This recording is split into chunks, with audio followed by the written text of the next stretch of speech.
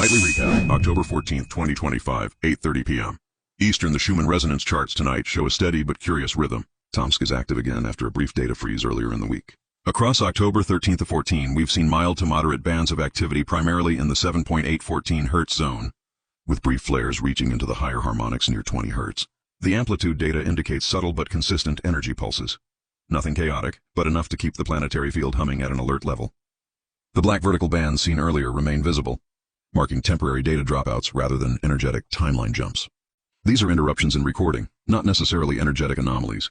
Once the signal resumes, you can see the baseline coherence re-establish, suggesting stable global resonance rather than fragmentation. The multi-chart readouts confirm this.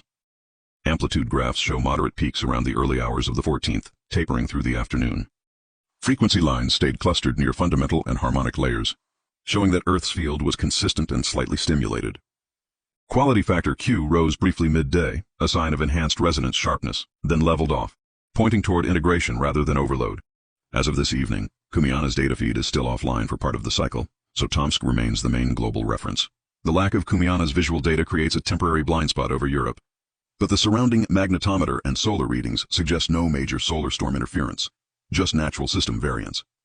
Overall, tonight's Schumann pattern reads as a calibration night, the planet in a steady hum, integrating solar plasma from earlier in the week.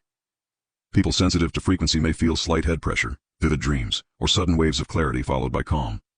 It's the nervous system syncing with a returning baseline. In simple terms, no blackout, no massive spike, just a soft reset of the grid. Rest, hydrate, ground, and notice how quiet frequencies can sometimes bring the deepest recalibration.